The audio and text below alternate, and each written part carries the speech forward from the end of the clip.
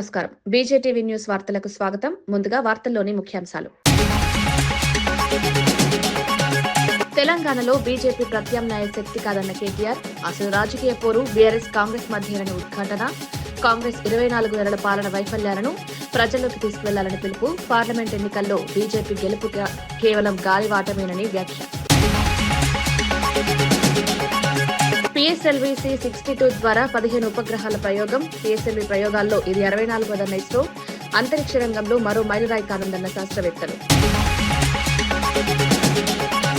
పవన్ కళ్యాణ్ పై సిపిఐ నారాయణ సంచలన వ్యాఖ్యలు. రాజకీయాల్లో పవన్ ద్వంద్వ వైఖరి చూపుతున్నారన్న సిపిఐ నారాయణ, సనాతన ధర్మం పేరుతో రాజకీయ నాటకమాడుతున్నారని విమర్శ. పవన్ రాజకీయ మార్పును ప్రజలు గమనిస్తున్నారని వ్యాఖ్య. సింగరేణి కార్మికులు, రైతుల సంక్షేమమే ప్రభుత్వ ధ్యేయమన్న శ్రీధర్ బాబు. ఎన్ఆర్ఎస్పీతో మారుమూల రైతులకు సాగునీరు అందిస్తామని వెల్లడి. పరిశ్రమల విస్తరణతో యువతకు ఉద్యోగాల లక్ష్యమని వ్యాఖ్య. సంక్షేమం, అభివృద్ధి అని రెండింటినీ సమతుల్యం చేస్తామని హామీ. రాజధానిపై వివాదాలు మానుకోవాలన్న బీవీ రాఘవులు. రాజకీయ లబ్ధికి రాజధాని వాడొద్దని సిపిఎం సూచన. రాష్ట్రానికి స్థిరమైన పాలన అవసరమని వెల్లడి. ప్రజల అభివృద్ధే రాజకీయ లక్ష్యమని వ్యాఖ్య. కాంగ్రెస్ మంత్రులపై ఆరోపణలు వస్తేనే అధికారులు స్పందిస్తున్నారా అని మాజీ మంత్రి ఎమ్మెల్యే జగదీష్ రెడ్డి తీవ్రంగా ప్రశ్నించారు. గతంలో కేసీఆర్, కేటీఆర్లపై కాంగ్రెస్ నేతలే ఇష్టం వచ్చినట్టు మాట్లాడారని గుర్తు చేశారు. కేటీఆర్ కుటుంబాన్ని లక్ష్యంగా చేసుకుని తప్పుడు కథనాలు రాయించారని ఆరోపించారు. ఈ దుష్ప్రచార రాజకీయాలకు బీజం వేసింది ముఖ్యమంత్రి రేవంత్ రెడ్డినని విమర్శించారు. అప్పట్లో ఎలాంటి చర్యలు తీసుకోని అధికారులు ఇప్పుడు కాంగ్రెస్ మంత్రులపై ఆరోపణలు రావడంతో హడావిడిగా స్పందిస్తున్నారన్నారు. కేసీఆర్ పాలనలో 10 ఏళ్ల పాటు ఇలాంటి ఘటనలు జరగలేదని స్పష్టం చేశారు. గాంధీ భవన్, సీఎం కార్యాలయం నుంచి ఘోస్ట్ వెబ్సైట్లు నడుస్తున్నాయని సంచలన వ్యాఖ్యలు చేశారు. రాజకీయాల్లో విలువలు పాటించాల్సిన అవసరం ఉందని, తప్పుడు కథనాలపై ఎవరైనా చర్యలు తీసుకోవాల్సిన బాధ్యత అధికారులదేనని జగదీష్ రెడ్డి స్పష్టం చేశారు. దురదృష్టవశాత్తు తెలంగాణ రాజకీయాలలో గత 2-3 సంవత్సరాలుగా కొంత అవాంఛనీయమైన సంఘటనలు జరుగుతూ ఉన్నాయి. ప్రత్యేకించి నాయకులపైన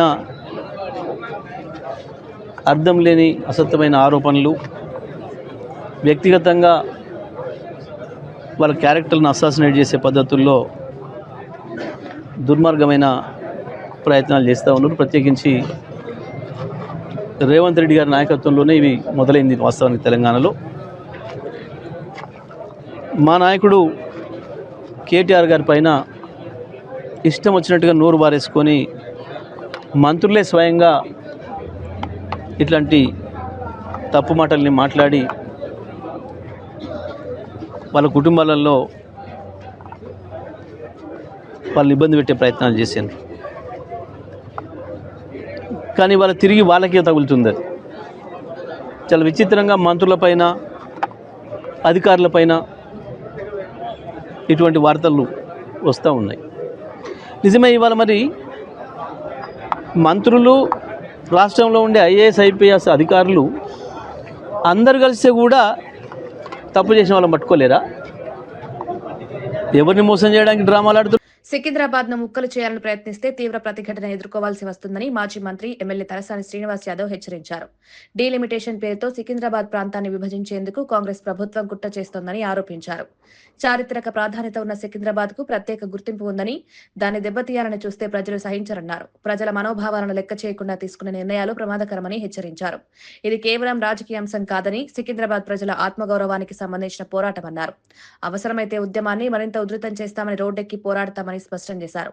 సికింద్రాబాద్ అస్తిత్వాన్ని కాపాడుకునేందుకు అన్ని వర్గాల ప్రజలు ఐక్యంగా నిలవాలని తలసాని పిలుపునిచ్చారు. మనం నిత్యం ప్రజల మధ్యన ఒక ఐక్యతా భావంతోని, నార్త్ జోన్ ఏరియా అంటే ఎప్పుడు చూసినా సికింద్రాబాద్ ప్రాంతం అంతా పీస్ఫుల్గా ఉండేటువంటి ఏరియా. అందరు కులాలకు, మతాలకు అతీతంగా కలిసిమెలిసి ఉండేటువంటి ప్రాంతం. మన దగ్గర కమ్యూనల్ వైలెన్స్ ఎప్పుడు జరగదు. మనం అందరము చిన్నప్పటి నుంచి అన్ని మతాలను గౌరవించుకొని మరి పెరుగుతున్నటువంటి ప్రాంతాన్ని ఏదో నీ అబ్బ జాగిరైనట్టు నేను ముక్కలు చేస్తా అంటే నిన్ను ముక్కలు చేస్తాం బిడ్డ జాగ్రత్త అని చెప్పి నేను ఈ సందర్భంగా హెచ్చరిక చేస్తా ఉన్నాను. ఏమి అయ్యా జాగిరేం కాదు, ఇది నీ ఇష్టం ఉన్నట్టు చేసుకోనికే. ఇది ప్రజాస్వామ్యం లోపట నైతికంగా ఇది ప్రజల యొక్క హక్కు. అధికారం ఎవరికీ శాశ్వతం కాదని, కానీ అధికారంలో ఉన్నప్పుడు చేసిన పనులే ప్రజల మనసుల్లో నిలుస్తాయని బీఆర్ఎస్ వర్కింగ్ ప్రెసిడెంట్ కేటీఆర్ వ్యాఖ్యానించారు. నేడు ప్రజలు కేసీఆర్ ను గుర్తు చేసుకుంటున్నారంటే ఆయన పాలనలో జరిగిన అభివృద్ధి, సంక్షేమ కార్యక్రమాలే కారణమన్నారు. ముఖ్యమంత్రి రేవంత్ రెడ్డికి ఇంకా 3 ఏళ్ల పదవీ కాలం ఉందని, రాజకీయ మోసాలు మానుకుని పాలనపై దృష్టి పెట్టాలని హితవు పలికారు. ప్రజలను తప్పుదోవ పట్టించే విధానాలు ఎక్కువ కాలం నిలవవని హెచ్చరించారు. కాంగ్రెస్ ప్రభుత్వంపై ప్రజల్లో అసంతృప్తి పెరుగుతోందని, రానున్న రోజుల్లో ప్రజల తీర్పు స్పష్టంగా ఉంటుందని కేటీఆర్ ధీమా వ్యక్తం చేశారు. అభివృద్ధి, సంక్షేమమే రాజకీయ లక్ష్యంగా ఉండాలన్నారు. కేసీఆర్ వచ్చిన తర్వాత కరెంట్ ఇచ్చి, నీళ్ళిచ్చి, వ్యవసాయం బాగయి అద్భుతమైన పథకాలు తీసుకొస్తే 5 లక్షల ఎకరం ఉన్న పొలం దాదాపు 50 లక్షలైంది, 25 లక్షలైంది, 30 లక్షలైంది. ప్రజల సంపద పెరిగింది. ఏమైంది దానివల్ల? సంపద పెరిగితే ధైర్యం వచ్చింది. ఒక 4 ఎకరాలు ఉంటే ఒక పెద్ద మనిషికి, ఒక రైతుకి నాకు ₹1 కోటి ఉన్నట్టుగా ఫీల్ అయ్యిండు. నాకేమన్నా అయితే నా కుటుంబం రోడ్డు మీద పడదు, నా కుటుంబానికి, నా భార్య పిల్లలకు డోకలేదు, మంచిగుంటారు వాళ్ళు. కొడుకు ఏదైనా వ్యాపారం పెట్టుకుంటే 1 ఎకరం అమ్మి పైసలు ఇస్తా, బిడ్డ పెళ్ళి అయితే 1 అర్ధ ఎకరం అమ్మి చేస్తా. ఈ ధైర్యం ఉండేది. సంపద పెరిగింది, ప్రజలది విశ్వాసం పెరిగింది, నమ్మకం పెరిగింది, ధీమా పెరిగింది. మరి ఈరోజు ఏమైంది? 2 ఏళ్లలో ఎట్లా ఉంది పరిస్థితి? నాకంటే బాగా మీకే తెలుసు. వాళ్ళ మార్కెట్లో డబ్బులు లేవు. ఎక్కడికక్కడ రాష్ట్రం మొత్తంలో ఈరోజు పరిస్థితి ఏంది? ఎక్కడికక్కడ రియల్ ఎస్టేట్ స్తంభించిపోయిన పరిస్థితి. ముఖ్యమంత్రి గారికి నేను ఇట్లా మాట్లాడితే ఇబ్బంది అనిపించవచ్చు, వాస్తవాలు చెప్తే వాళ్ళకి ఇబ్బంది అనిపించవచ్చు. ఎందుకంటే అలవి గాని హామీలు ఇచ్చి, అడ్డమైన అబద్ధాలు చెప్పి ఇవాళ ప్రజల్ని మోసం చేసి అధికారంలో గాలిపటం ఎగరాల్సింది ఆకాశంలో గాని అమాయకుల ప్రాణాల్లో కాదని అధికారులు హెచ్చరించారు. నిషేధిత చైనా మాంజా వాడకం వల్ల ఇప్పటికే అనేక ప్రమాదాలు జరిగాయని పేర్కొన్నారు. ఈ మాంజా మనుషుల మెడలు, పక్షుల రెక్కలు తెగపడేలా చేస్తోందని ఆందోళన వ్యక్తం చేశారు. క్షణికానందం కోసం ఇతరుల జీవితాల్లో తీరని విషాదం నింపొద్దని విజ్ఞప్తి చేశారు. చైనా మాంజా అమ్మినా, వినియోగించినా కఠిన చట్టపరమైన చర్యలు తప్పవని స్పష్టం చేశారు. సంక్రాంతి పండుగను ఆనందంగా జరుపుకోవాలని, కానీ ప్రాణాలకు ముప్పుగా మారొద్దని సూచించారు. ప్రజల సహకారంతోనే ప్రమాదాలు నివారించగలమని అధికారులు తెలిపారు. సంక్రాంతి వస్తేనే ఇది పతంగల పండుగ. పిల్లలు, యూత్ అందరూ కూడా ఈ యొక్క పతంగల పండుగని చాలా అంటే చాలా ఎంజాయ్ చేస్తారు. కొంతమంది పని వల్ల కొంత కూడా హాని జరగడం జరుగుతుంది. చాలా మందికి బాధలను మిగులుస్తుంది. చైనీస్ మాంజా ఈ పతంగుల కోసము ప్రజలు, యూత్ అందరూ కూడా వాడుతుంటారు. నైలాను ప్లస్ గాజులతోని ప్లస్ సింథటిక్ దారంతోని తయారు చేయడం జరుగుతుంది. దాని వల్ల పర్యావరణానికి, పక్షులకి, మనుషులకి, 2 వీలర్స్ పైన ఎవరెవరు వెళ్తుంటారు, నడిచిపోయే వాళ్ళ పైన కూడా ఇది చాలా హాని కలుగుతుంది. అది కాకుండా పిల్లలు ఇది ఏమాత్రం పతంగులు యూజ్ చేస్తే ఎక్కడైనా ఎలక్ట్రిసిటీ వైర్ కి తగిలితే అది షాక్ అయ్యే అవకాశం కూడా ఎక్కువ ఉంటుంది. సో ప్రజలు కూడా దీనివల్ల లాభం కంటే, ఆనందం కంటే ఇది ఇబ్బంది కలిగించే ఒక వస్తువు. సో ప్రజలు కూడా, తల్లిదండ్రులు ముఖ్యంగా పిల్లల్ని ఏదో సంతోషం కోసం అని చెప్పి వాళ్ళు దీన్ని ఏదో యూజ్ చేస్తే అది చివరికి వాళ్ళు కానీ వాళ్ళ పిల్లలు కాకుండా వేరే వాళ్ళు కూడా ఇది బాధ కలిగించే అవకాశం ఉంటుంది. సో ప్రజలందరూ కూడా కోరుతున్నాను, మీరు నూలు దారంని వాడాలి, దాన్నే ప్రోత్సహించాలని చెప్పి నేను Hyderabad city deputy CM Pawan Kalyan పై సిపిఐ నేత నారాయణ సంచలన వ్యాఖ్యలు చేశారు. మోదీ, అమిత్ షా ప్రశంసల కోసమే పవన్ సనాతన ధర్మం అంటూ రాజకీయ వేషం మార్చారని ఆరోపించారు. వ్యక్తిగతంగా పవన్ సనాతన ధర్మానికి వ్యతిరేకి అని వ్యాఖ్యానించారు. సనాతన ధర్మంలో విడాకులు ఉండవని, అలాంటి భావజాలాన్ని ప్రచారం చేస్తున్న వ్యక్తి డిప్యూటీ సీఎంగా ఉండడం దురదృష్టమన్నారు. పవన్ రాజకీయాల్లో ద్వంద్వ వైఖరి అవలంబిస్తున్నారని విమర్శలిచ్చారు. ప్రజలు ఈ విషయాన్ని గమనిస్తున్నారని, భవిష్యత్తులో తగిన నిర్ణయం తీసుకుంటారని నారాయణ స్పష్టం చేశారు. టీడీపీ చంద్రబాబు నాయుడు, పవన్ కళ్యాణ్, జగన్మోహన్ రెడ్డి వీళ్ళు ముగ్గురు బీజేపీగా ఉన్నారు. అపోజిషన్ లేదు. అపోజిషన్ కమ్యూనిస్టులు తప్ప ఇంకెవరు లేరు ఇక్కడ. పవన్ కళ్యాణ్ వాడు ముందుకేసి సనాతన ధర్మానికి నేను ప్రతిబింబం అని చెప్పుకుంటున్నాడు. ఆయన ఫస్ట్లోనేమో వామపక్షవాది, చౌకీవర శిష్యుడు, ఆ తర్వాత మంత్రి అయ్యాడు. ఆ చేకూర డ్రెస్ అది తీసి పారేశాడు, కాషాయ డ్రెస్ వేసుకున్నాడు. నేను సనాతన ధర్మానికి ఛాంపియన్ అంటున్నాడు. ఎందుకంటున్నాడు? కేంద్రంలో మోడీ ప్రసన్నలు పొందడానికి, కేంద్రంలో అమిత్ షా ప్రసన్నలు పొందడానికి ఆయన వేషం మార్చాడు. లేకపోతే ఆయన ఒరిజినల్గా ఇది కాదు. ఎందుకంటే ఆయన వ్యక్తిగత జీవితం సనాతన ధర్మానికి వ్యతిరేకం. సనాతన ధర్మంలో విడాకులు లేవు తెలుసా? నీ సనాతన ధర్మం నమ్మకుంటూ ఉండి నాకేం అభ్యంతరం, వ్యక్తిగత విషయం. అయితే ఒప్పందం ఉండడానికి వీళ్ళే. గవర్నమెంట్లో ఉండబాకు, ఉంటే సనాతన ధర్మాన్ని మాట్లాడబాకు. 2 ఉంటే కుదరదు. ఈ విధంగా నీ ఆత్మకు నువ్వే ద్రోహం చేసుకుంటావు, ప్రజానికలను మోసం చేస్తావు. అది కరెక్ట్ కాదు. సనాతన ధర్మం లాంటి ఒక పాడు సిద్ధాంతాన్ని ప్రచారం చేసేవాడు ఉప ముఖ్యమంత్రిగా ఉండడం అనేది మన దురదృష్టకరం. ఈ ప్రాంతంలో సింగరేణి కార్మికులు, రైతు సోదరులు అధికంగా నివసిస్తున్నారని, వారి సంక్షేమమే ప్రభుత్వ ప్రధాన లక్ష్యమని ఐటీ, పరిశ్రమలు, వాణిజ్య, శాసనసభ వ్యవహారాల మంత్రి శ్రీధర్ బాబు తెలిపారు. ఎస్ఆర్ఎస్పీ ప్రాజెక్టు ద్వారా మారుమూల ప్రాంతాల రైతులకు సాగునీరు అందించాలన్న సంకల్పంతో ప్రభుత్వం ముందుకు సాగుతోందన్నారు. స్థానిక ఎమ్మెల్యే రాజ్ ఠాకూర్ ఈ లక్ష్యాన్ని సాధించేందుకు చురుకుగా కృషి చేస్తున్నారని ప్రశంసించారు. అభివృద్ధి, ఉపాధి అవకాశాల పెంపుతో పాటు కార్మికుల జీవన ప్రమాణాలు మెరుగుపరచడమే ప్రభుత్వ విధానమని స్పష్టం చేశారు. పరిశ్రమల విస్తరణతో యువతకు ఉద్యోగాలు కల్పించడమే లక్ష్యంగా పనిచేస్తున్నామని తెలిపారు. ప్రజల అవసరాలకు అనుగుణంగా విధానాలు రూపొందిస్తూ సంక్షేమం, అభివృద్ధి రెండింటినీ సమతుల్యం చేస్తామని మంత్రి శ్రీధర్ బాబు వెల్లడించారు. 10 రూపాయలు ఆదాయం పెరిగే కార్యాచరణ తీసుకొని ఎవరైతే వారికి ఇల్లులు కావాలనుకుంటారో వారికి ఇళ్ల సౌకర్యం కల్పిస్తూ ముందుకు తీసుకెళ్లే బాధ్యత మాది. ఎక్కడ కూడా వెనుకాడమని మీ అందరికి కూడా మనవి చేస్తా ఉన్నాం. అందుకోసం ఈరోజు పట్టణాలు అభివృద్ధి చెందుతూ ఉన్నాయి. చాలామంది వారి స్థలాలు కోల్పోయి, లేకుంటే కొద్దిపాటి వారి ఇళ్ల స్థలాలు కోల్పోయి, ఇల్లులు కోల్పోయి వారందరూ త్యాగం చేసి సహకరించే కార్యక్రమం చేస్తూ ఉన్నారు. ఈ పట్టణానికి సంబంధించిన వాణిజ్యం, వ్యాపారం చేసే వారికి కూడా కోరుతా ఉన్నా, అపోహలు పెట్టుకోకండి. ఈరోజు మీరు వాణిజ్యం, వ్యాపారం 10 పెరగాలనే రాజ్ ఠాకూర్ గారి ఆలోచన. ఈరోజు మా ప్రభుత్వ ఉద్దేశం, మా ప్రభుత్వ సంకల్పన కూడా తప్పకుండా వెనకాడకుండా ముందుకు తీసుకెళ్లే ప్రయత్నం చేస్తామని నేను ఈరోజు జిల్లా మంత్రిగా మీ అందరికీ కూడా రాష్ట్రంలో కాంగ్రెస్ దుర్మార్గ పాలనకు బీజేపీ ఎప్పటికీ ప్రత్యామ్నాయం కాదని బీఆర్ఎస్ వర్కింగ్ ప్రెసిడెంట్ కేటీఆర్ స్పష్టం చేశారు. హైదరాబాద్ లో ఆదిలాబాద్, మెదక్ జిల్లాల నేతలతో నిర్వహించిన మున్సిపల్ ఎన్నికల సన్నాహక సమావేశంలో ఆయన మాట్లాడారు. కాంగ్రెస్ 2 సంవత్సరాల అసమర్థ పాలనను, బీఆర్ఎస్ 10 సంవత్సరాల అభివృద్ధిని ప్రజలు బేరీజ్ వేసుకుంటున్నారన్నారు. జూబ్లీహిల్స్ పంచాయతీ ఎన్నికల ఫలితాలే దీనికి నిదర్శనమన్నారు. పార్లమెంట్ ఎన్నికల్లో బీజేపీకి వచ్చిన విజయం తాత్కాలికమని, తెలంగాణలో ఆ పార్టీకి క్షేత్రస్థాయి బలం లేదని వ్యాఖ్యానించారు. రానున్న మున్సిపల్ ఎన్నికల్లో బీజేపీ కూడా కాంగ్రెస్ కు ప్రత్యామ్నాయం కాబోదని జోసెన్ చెప్పారు. తెలంగాణ ప్రయోజనాలకు వ్యతిరేకంగా ఉన్న ఈ 2 జాతీయ పార్టీలకు ప్రజలు తగిన బుద్ధి చెప్తారని కేటీఆర్ ధీమా వ్యక్తం చేశారు.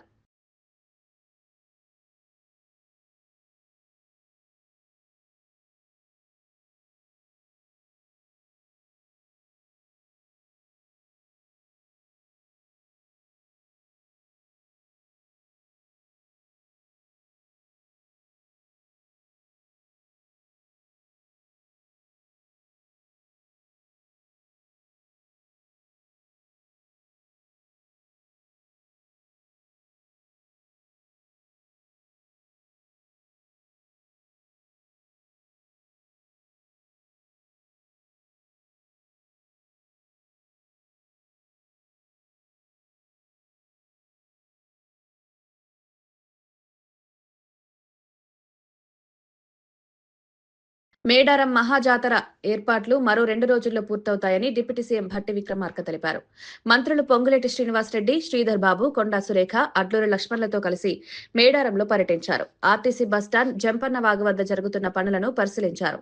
అనంతరం అధికారులతో సమీక్ష నిర్వహించి పనులను వేగవంతం చేయాలని ఆదేశించారు. మేడారం మహాజాతర తెలంగాణ గుండె చప్పుడని భట్టి అభివర్ణించారు. 251 కోట్ల రూపాయలతో అభివృద్ధి పనులు చేపట్టామని, భక్తులకు ఎలాంటి ఇబ్బందులు లేకుండా శాశ్వత నిర్మాణాలు చేస్తున్నామన్నారు. సమీక్ష అనంతరం మంత్రులు వనదేవతలను దర్శించుకుని మొక్కులు చెల్లించుకున్నారు. భక్తుల సౌకర్యమే ప్రభుత్వ ప్రధాన లక్ష్యమని భట్టి స్పష్టం చేశారు. చెప్పాలనేటువంటి ఆలోచనతోనే శాశ్వతమైనటువంటి నిర్మాణాలతో జాతరకు సంబంధించి 150 కోట్లు, పర్మనెంట్ స్ట్రక్చర్స్ కోసం ఇంకో 101 crores శాంక్షన్ చేయటమే కాకుండా వాటన్నిటినీ నిరంతరం ఖర్చు పెట్టిస్తూ ఈ నిర్మాణాల కార్యక్రమాలు చేస్తా ఉన్నారు. చక్కగా జరుగుతూ ఉన్నాయి, మంచిగా చేశారు. కొద్ది పనులు ఇంకో 2-3 రోజుల్లో కంప్లీట్ కాబోతా ఉన్నాయి. 2026లో తొలి ప్రయోగానికి ఇస్రో సిద్ధమైంది. పిఎస్ఎల్వి C-62 రాకెట్ ప్రయోగానికి 22 గంటల 30 నిమిషాల కౌంట్డౌన్ ప్రారంభించినట్లు ఇస్రో వెల్లడించింది. సోమవారం ఉదయం 10 గంటల 18 నిమిషాలకు ఈ ప్రయోగం జరగనుంది. ఈ రాకెట్ ద్వారా EOS-N1 ఉపగ్రహంతో పాటు 14 విదేశీ, దేశీయ ఉపగ్రహాలను కక్షలోకి ప్రవేశపెట్టనున్నారు. పిఎస్ఎల్వి రాకెట్ ప్రయోగాల్లో ఇది 64వది కాగా ఇప్పటివరకు 442 విదేశీ ఉపగ్రహాలను ఇస్రో విజయవంతంగా ప్రయోగించింది. భారత అంతరిక్ష రంగంలో మరో కీలక మైలురాయిగా ఈ ప్రయోగాన్ని శాస్త్రవేత్తలు భావిస్తున్నారు. దేశ ప్రతిష్టను ప్రపంచ స్థాయిలో మరింత పెంచే దిశగా ఈ ప్రయోగం కీలకంగా మారనుందని ఇస్రో అధికారులు తెలిపారు.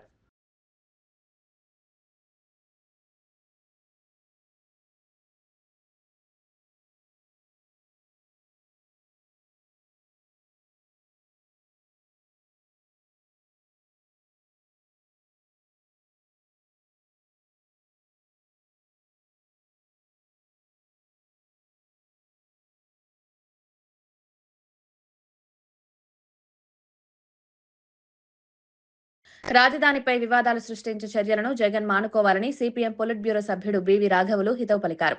రాజధాని అంశాన్ని రాజకీయ లబ్ధి కోసం ఉపయోగించుకోవడం వల్ల రాష్ట్రానికి నష్టం జరుగుతుందన్నారు. ప్రజల అభివృద్ధి, సంక్షేమంపై దృష్టి పెట్టాల్సిన సమయంలో వివాదాలు సృష్టించడం సరికాదన్నారు. రాష్ట్రానికి స్థిరమైన పరిపాలనా వ్యవస్థ అవసరమని స్పష్టం చేశారు. రాజధాని విషయంలో అనవసరమైన వ్యాఖ్యలు ప్రజల్లో గందరగోళం పెంచుతాయని తెలిపారు. అన్ని రాజకీయ పార్టీలు బాధ్యతాయుతంగా వ్యవహరించి రాష్ట్ర భవిష్యత్తును దృష్టిలో పెట్టుకోవాలని రాఘవులు సూచించారు.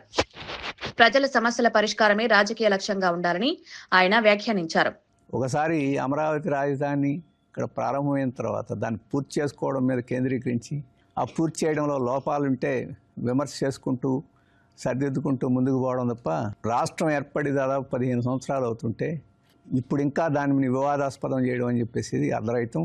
వైఎస్ఆర్ పార్టీ, జగన్మోహన్ రెడ్డి ఇక అట్లాంటి పద్ధతి వదిలేసి ఇక్కడ రాజధాని, ఎందుకంటే వారు కూడా మొదట అంగీకరించారు, ఇప్పటికి మళ్ళీ దాన్ని కెలకడానికి ప్రయత్నం చేయడం కాదు, దాన్ని అంగీకరించి స్వీకరించి ఆ రకంగా ముందుకు పోవడం మంచిది తప్ప ఇది రివర్ బేసిన్లో ఉందా, రివర్ బెడ్లో ఉన్నదా, ఇట్లాంటి చర్చలు, అలాగే కాన్స్టిట్యూషన్లో ఉన్నదా, నిర్మాణంలో జరుగుతున్న లోపాలు అటన్నిటి తప్పకుండా ఎత్తి చూపాల్సిన బాధ్యత ప్రతిపక్షం మీద ఉంది. అంతవరకు పరిమితమై రాజధాని తొందరగా నిర్మాణం అయ్యేదానికి చేయాల్సిన ఒత్తిడి చేసే దాని మీద కేంద్రీకరించడం మంచిదని మేము అభిప్రాయపడుతున్నాం.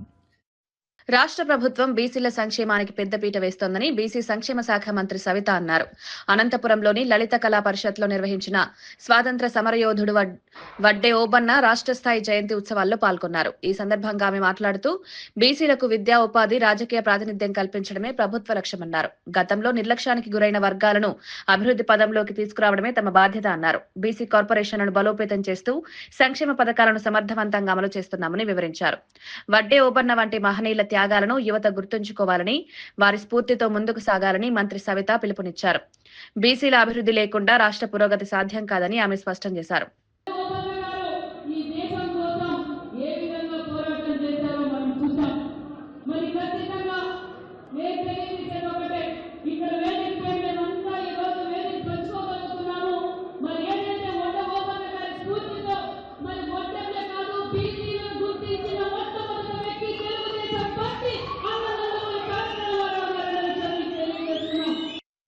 విశాఖ నుంచి భోగాపురం ఎయిర్పోర్ట్ కు చేరుకోవాలంటే 4,000 రూపాయల వరకు రవాణా ఖర్చు అవుతోందని ఎమ్మెల్యే విష్ణుకుమార్ రాజు ఆందోళన వ్యక్తం చేశారు.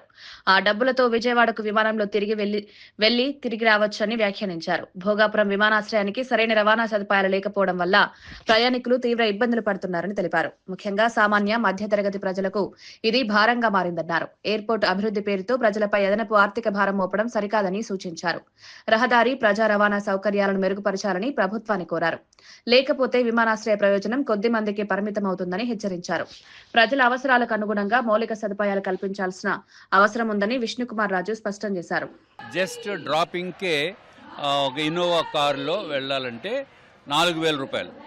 అట్లాగే ఏదైనా చిన్న సిడాన్లో వెళ్ళాలంటే అది 2,500 రూపాయలు.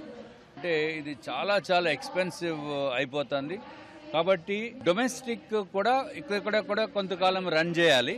అట్లాగే విశాఖపట్నం లాంటి సిటీకి 2 ఎయిర్పోర్ట్స్ ఉండాలి. సో 2 ఎయిర్పోర్ట్స్, ఒకటి భోగాపురం, ఒకటి విశాఖపట్నం చేస్తే బాగుంటుంది. అంటే విజయవాడ ఫ్లైట్ టికెట్ సుమారు 3,500 నుంచి 4,000 ఉంటుంది. కానీ భోగాపురం వెళ్ళడానికి 4,000 రూపాయలు అయిపోతుంది. కాబట్టి నేను నిన్న 2 వందే భారత్ ట్రైన్స్ ఉంటే సరిపోతాయేమో అనుకున్నాం, కానీ కాదు, కనీసం 6 ఉండాలి. దీన్ని కూడా వచ్చే పార్లమెంటు సెషన్స్లో ఇది మాట్లాడి మనకి sleeper type of Vande Bharat కూడా తీసుకురావాల్సిందిగా గౌరవ పార్లమెంటు సభ్యుల్ని కూడా నేను కోరుతున్నాను. కట్టమైసమ్మ గుడి వివాదంపై చికోటి ప్రవీణ్ తీవ్రంగా స్పందించారు. నిందితుడికి మతి స్థిమితం లేదని, పోలీసులు కొత్త కథలు అల్లితే సహించేది లేదని హెచ్చరించారు. దేశంలో హిందూ దేవాలయాలకు రక్షణ లేకుండా పోయిందని ఆవేదన వ్యక్తం చేశారు. ఆలయాలపై దాడులు జరిగిన ప్రతిసారి వ్యవస్థలు బాధ్యత తప్పుతున్నాయని విమర్శించారు. ఇలాంటి ఘటనల్లో నిజాలను దాచిపెట్టే ప్రయత్నం చేస్తే ప్రజలు సహించరన్నారు. దేవాలయాల భద్రత విషయంలో ప్రభుత్వం కఠిన చర్యలు తీసుకోవాలని డిమాండ్ చేశారు. హిందూ విశ్వాసాలను కాపాడాల్సిన బాధ్యత ప్రభుత్వానిదేనని స్పష్టం చేశారు. నిందితులపై కఠిన చర్యలు తీసుకుని ఇలాంటి ఘటనలు పునరావృతం కాకుండా చర్యలు చేపట్టాలని చీకోటి ప్రవీణ్ కోరారు. ఆలయాల పరిరక్షణ కోసం అవసరమైతే ఉద్యోగాలకు సిద్ధమని హెచ్చరించారు. అంటే సంఘటనలు కాకుండా మరి కాంగ్రెస్ ప్రభుత్వ హయాంలో పనిచేసే పోలీసులు మరి హిందూ సోదరులకు ఎలాంటి హామీ ఇస్తారని చెప్పి నేను ప్రశ్నిస్తున్నా. ముఖ్యంగా ఈ రాష్ట్రానికి హోంమంత్రి లేడు, మరి హోంమంత్రి సమీక్ష చేయాల్సిన అవసరం ఉన్న తరుణంలో మరి హోంమంత్రి లేడు. మరి రేవంత్ రెడ్డి గారు దీనిపై ఎలా స్పందిస్తారు? మరి మీరు కూడా హిందువే కదా, మరి హిందువుల మనోభావాలని రకరకాలుగా కించపరుస్తుంటే మరి మీరు దీన్ని ఎలా ఎదుర్కొంటారు? మరి హిందువులు మీకు ఓటేయలేదా? మరి హిందుత్వము మీకు అంటపట్టరాదా అని చెప్పి ప్రశ్నిస్తున్నా. మరి ముఖ్యంగా హిందూ సోదరులందరూ కూడా ఈ సంఘటన చూసి మరి సెక్యులర్ హిందువులు ముఖ్యంగా బుద్ధి తెచ్చుకోవాల్సిన అవసరం ఉన్నది. ఎవరు కూడా ఎట్లాంటి మాటలు కామెంట్స్ కూడా చేయరు. వాళ్ళు ఎప్పుడు కూడా వన్ సైడ్ వేరే వర్గానికి సపోర్ట్ చేస్తూ మాట్లాడుతుంటారు. నేను ఒకటే అడుగుతున్నా ఈ కాంగ్రెస్ ప్రభుత్వాన్ని, ఇమీడియట్ గా దీనిపై కఠినమైన చర్యలు తీసుకోవాలి.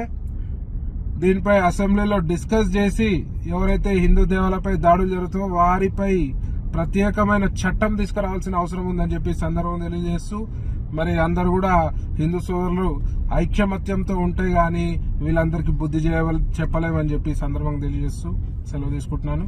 జై శ్రీరామ్. వార్తలు ముగించే ముందు ముఖ్యాంశాలు మరోసారి. తెలంగాణలో బీజేపీ ప్రత్యామ్నాయ శక్తి కాదన్న కేటీఆర్, అసలు రాజకీయ పోరు బీఆర్ఎస్ కాంగ్రెస్ మధ్యేనని ఉద్ఘాటన, కాంగ్రెస్ 24 నెలల పాలన వైఫల్యాలను ప్రజల్లోకి తీసుకువెళ్లాలని పిలుపు, పార్లమెంట్ ఎన్నికల్లో బీజేపీ గెలుపు కేవలం గాలివాటమేనని వ్యాఖ్య.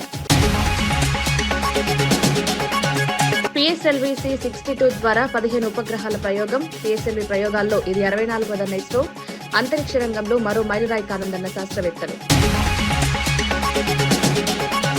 పవన్ కళ్యాణ్ పై సిపిఐ నారాయణ సంచలన వ్యాఖ్యలు, రాజకీయాల్లో పవన్ ద్వంద్వ వైఖరి చూపుతున్నారన్న సిపిఐ నారాయణ, సనాతన ధర్మం పేరుతో రాజకీయ నాటకమాడుతున్నారని విమర్శ, పవన్ రాజకీయ మార్పును ప్రజలు గమనిస్తున్నారని వ్యాఖ్య. సింగరేణి కార్మికులు, రైతుల సంక్షేమమే ప్రభుత్వ ధ్యేయమన్న శ్రీధర్ బాబు, ఎన్ఆర్ఎస్పీతో మారుమూల రైతులకు సాగునీరు అందిస్తామని వెల్లడి, పరిశ్రమల విస్తరణతో యువతకు ఉద్యోగాల లక్ష్యమని వ్యాఖ్య, సంక్షేమం అభివృద్ధి అని రెండింటినీ సమతుల్యం చేస్తామని హామీ. రాజధానిపై వివాదాలు మానుకోవాలన్న బీవీ రాఘవులు, రాజకీయ లబ్ధికి రాజధాని వాడొద్దని సిపిఎం సూచన, రాష్ట్రానికి స్థిరమైన పాలన అవసరమని వెల్లడి, ప్రజల అభివృద్ధే రాజకీయ లక్ష్యమని వ్యాఖ్య. ఇవి ఈనాటి వార్తా విశేషాలు. మరో బులెటిన్లో మళ్ళీ కలుద్దాం. నమస్కారం.